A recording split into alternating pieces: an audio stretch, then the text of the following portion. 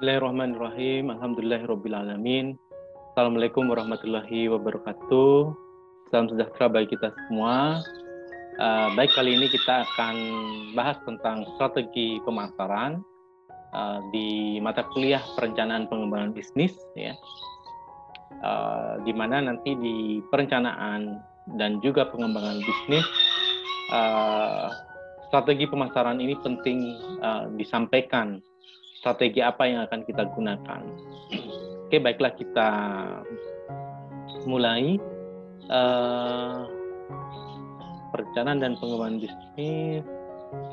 Oke, strategi pemasaran. Oke, sebelum kita masuk pada strategi, kita bahas tentang tujuan pemasaran, ya. Tujuan pemasaran itu dapat dinamakan dalam bentuk penetapan target, ya. Penetapan target atau sasaran. Contohnya mungkin pangsa pasar yang ingin dicapai oleh perusahaan dalam kurun waktu tertentu. Itu bisa menjadi sebuah tujuan dari pemasaran. Bisa juga dinyatakan dalam bentuk jumlah penjualan dalam unit, ya, atau maupun value yang ingin disampaikan kepada konsumen, atau yang ingin dicapai perusahaan dalam jangka waktu tertentu, mungkin bisa 1 tahun ke depan, berapa jumlah penjualan yang akan menjadi target, gitu ya. Itu menjadi tujuan dari sebuah pemasaran. Oke, kita lanjut pada strategi, ya. Apa sih strategi itu? Strategi itu merupakan berbagai alternatif, ya, atau cara yang digunakan perusahaan untuk mencapai tujuan yang telah ditetapkan. Jadi tujuan yang telah ditetapkan di awal, contohnya tadi di tujuan pemasaran, kita tetapkan pangsa pasar atau jumlah unit terjual atau value apa yang ingin disampaikan kepada konsumen atas produk atau jasa yang kita tawarkan. Itu menjadi tujuan, ya. Bagaimana mencapai tujuan itu? Kita membutuhkan strategi. Strategi itu merupakan cara yang digunakan, ya, oleh perusahaan untuk mencapai tujuan. Jadi untuk mencapai tujuan pemasaran yang telah ditetapkan, perusahaan akan mengembangkan strategi spesifik, yaitu strategi pemasaran dalam hal ini. Mungkin strategi bisnis lebih besar, dan memang strategi pemasaran menjadi bagian besar dari strategi bisnis, ya, karena memang ujung tombaknya. Oke, jadi untuk mencapai tujuan yang sudah ditetapkan dalam konteks ini tujuan pemasaran, membutuhkan strategi, alternatif cara-cara yang digunakan oleh perusahaan untuk mencapai tujuan tadi, ya, dan kita sebut itu adalah strategi pemasaran, ya. Sebenarnya kita sudah belajar strategi pemasaran di mata kuliah kebijakan strategi pemasaran, ya, lebih detail di sana. Tapi mungkin akan kita bahas di sini lebih kepada tujuan dari perencanaan dan pengembangan bisnis yang sederhana tetapi bisa menyampaikan kepada investor, ya, calon investor, atau mungkin kepada board commissioner, ya, terkait dengan strategi apa yang ingin kita kembangkan dalam hal pengembangan bisnis. Oke, jadi strategi pemasaran merupakan suatu cara mencapai tujuan dari sebuah perusahaan, ya. Cara mencapai dari sebuah tujuan perusahaan atau tujuan bisnis tadi. Ya, saya bilang tadi bahwa memang hampir sebagian besar strategi bisnis itu yang digunakan adalah strategi pemasaran, ya, karena memang ujung tombak dalam hal ini lebih kepada memang aplikasi di lapangannya banyak strategi pemasaran yang langsung bersaing dengan para pesaing, ya. Oke, kita lanjut terkait dengan strategi pemasaran. Sebenarnya ada strategi yang core, yaitu bauran pemasaran, ya, yang terakhir ini. Tapi tahapan yang harus kita lalui dan beberapa reference menyatakan bahwa eh, segmentasi adalah sebuah strategi ya. Tapi kalau kami memahami bahwa yang awal ini adalah aktivitas STP ya, segmenting ya. Bagaimana perusahaan melakukan segmentasi pasar itu masih upaya awal sebenarnya. Tapi ada yang menyatakan itu sebuah strategi ya. Sebenarnya strateginya lebih spesifik kepada pemilihan target market nantinya. Jadi bagaimana perusahaan melakukan segmentasi pasar dari pasar yang sudah ada saat ini ya. Dan tahapan yang kedua, perusahaan harus menentukan target marketnya ya. Target market apakah single atau mungkin bahkan semuanya ya, total cover semua pasar dia mau melayani sebagai target pasarnya. Tapi untuk perusahaan yang keterbatasan di sumber daya, dia akan menentukan hanya satu atau beberapa target pasar ya, karena itu akan lebih efektif dan efisien pastinya terkait sumber daya yang dia miliki. Berikutnya menentukan posisi perusahaan di dalam pasar, positioning ya. Apakah perusahaan kita memiliki value proposition, nilai yang ingin disampaikan ke benak konsumen, posisinya dibandingkan produk pesaing di mana ya, dalam konteks ya pastinya lebih ke benefit yang didapatkan oleh konsumen ya. Kalau yang paling mudah sih selama ini sepeda motor irit gitu apa ya, mungkin Honda, Yamaha tercanggih mungkin, that is kind of positioning, itu salah satu contoh positioning. Dan akhirnya masuk kepada strategi bauran pemasaran ya, yang dibuat oleh perusahaan. Ada product, price, place, and promotion ya. Oke, mungkin kita lanjut aja di slide berikutnya. Di bauran pemasaran ini ada berbagai macam unsur ya, dan masing-masing unsur itu memiliki strateginya ya, dan harus terintegrasi, saling mendukung ya. Strategi produk ya, terkait dengan produk apa yang akan digunakan, atribut-atribut penting yang digunakan dalam sebuah produk perusahaan ya, produk atau jasa ya. Terus strategi harga jual produk ditetapkan perusahaan ya. Bagaimana harga bisa bersaing dan tidak merugikan perusahaan pastinya ya. Oke. Strategi distribusi terkait dengan penentuan saluran distribusi, apakah eksklusif, inklusif, atau totally. Dan strategi promosi agar produknya diterima oleh pelanggan, upaya komunikasi pemasaran ya. Jadi istilah promosi sama dengan komunikasi pemasaran. Strategi komunikasi pemasaran agar supaya produk itu tersampaikan di konsumen ya. Oke, gambaran yang paling sederhana bisa kita lihat ini. STP, segmentasi kita lakukan, targeting kita pilih, positioning kita menentukan posisi, dan akhirnya kita menentukan bauran pemasaran. Strategi spesifik masing-masing di bauran ya, product, price, place, promotion.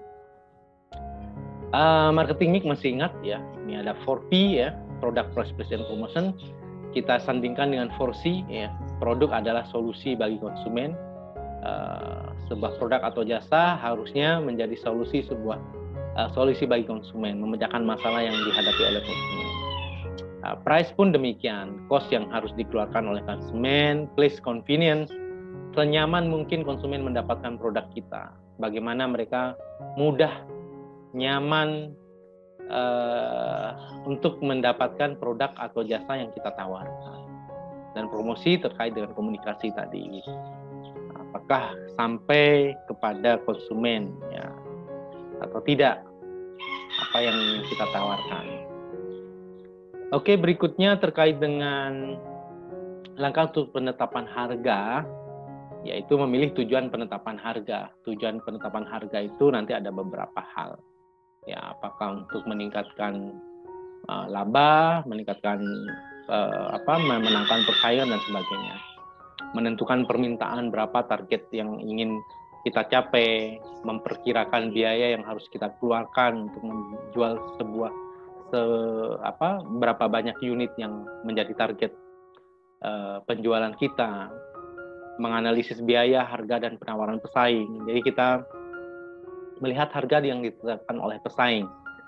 Ya kalau kita mau bersaing ya harus ya biasanya lebih murah kan gitu ya. Tapi jangan terlalu tinggi atau terlalu murah gitu ya. Terlalu murah nantinya efeknya pada keuntungan yang tidak kita bisa capai, ya BIP-nya nggak kita capai, sehingga harus mempertimbangkan biaya yang dikeluarkan ya agar supaya tetap untung, harga dan penawaran pesaing. Harga yang ditetapkan oleh pesaing menjadi pertimbangan juga. Apa kita akan menetapkan harga yang sama, ya mungkin lebih murah sedikit bisa jadi, atau mungkin mahal pun lebih mahal sedikit, tapi ada kelebihan yang kita tawarkan terkait produk kita ya. Berikutnya memilih metode penetapan harga dan memilih harga akhir. Harganya kita tetapkan harga berapa yang akan kita tetapkan dari hasil beberapa tahapan-tahapan sebelumnya. Oke, ini tujuan penetapan harga tadi untuk kelangsungan hidup, ya mungkin kelangsungan hidup perusahaan. Kalau terlalu mahal nggak ada yang beli, ya murah nanti jangan terlalu murah rugi gitu ya. Kelangsungan hidup itu menjadi pertimbangan. Ya mungkin mengambil untung tidak banyak gitu ya, agar supaya laku tetapi tetap tidak rugi. Laba maksimum yang bisa menjadikan reason masuk akal ya jika kita tetapkan laba maksimum sekarang ya. Pendapatan maksimum saat ini juga menjadi pertimbangan ya. Pertumbuhan penjualan maksimum. Tujuan penetapan harganya adalah untuk pertumbuhan penjualan ya, maksimum yang bisa kita capai. Kepemimpinan kualitas produk ya. Mungkin kalau penetapan harganya dikarenakan yang terakhir kepemimpinan kualitas produk, bisa jadi kita menetapkan harga yang lebih mahal daripada pesaing dengan catatan kualitas produk kita lebih tinggi ya daripada pesaing. Dan kemungkinan besar konsumen rela melakukan pembelian dengan harga yang sedikit lebih mahal atau mungkin lebih mahal tetapi mendapatkan value, nilai yang lebih dibandingkan mereka membeli produk pesaing. Oke, itu beberapa tujuan penetapan harga ya. Kita masuk pada strategi distribusi tadi ya. Please ya, convenience. Strategi distribusi ini ada eksklusif, intensif, dan selektif ya. Kalau eksklusif ya hanya perantara terbatas yang menangani barang atau jasa perusahaan. Strategi ini mencakup perjanjian eksklusif yang tidak membolehkan penjual menjual merek pesaing, cenderung mempertinggi citra produk dan memungkinkan markup yang lebih besar karena eksklusif. Kalau yang intensif, produsen menempatkan barang intensif sebanyak mungkin di berbagai toko ya, banyak toko. Biasanya produk yang digunakan produk yang mudah ditemui, mungkin produk kebutuhan sehari-hari, sabun dan sebagainya ya. Kalau selektif lebih kepada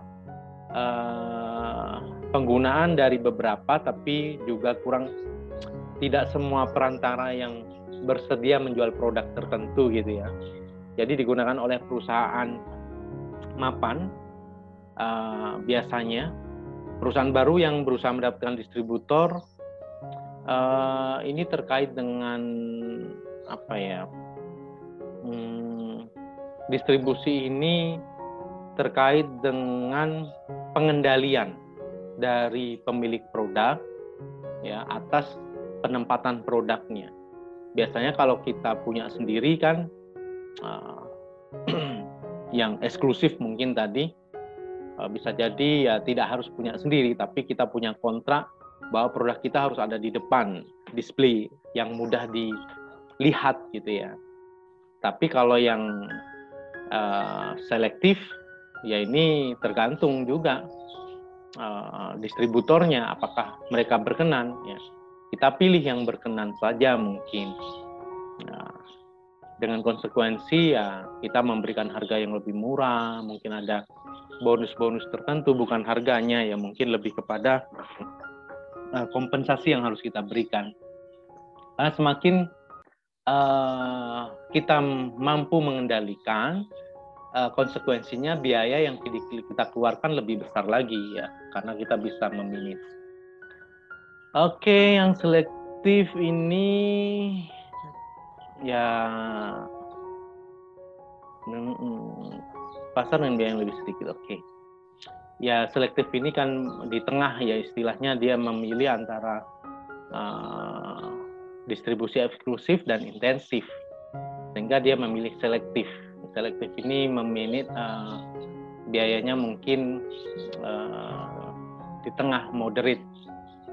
Dia juga bisa memanage, dia mengeluarkan uang yang cukup ya untuk memanage hal penempatan produknya di distributor tertentu.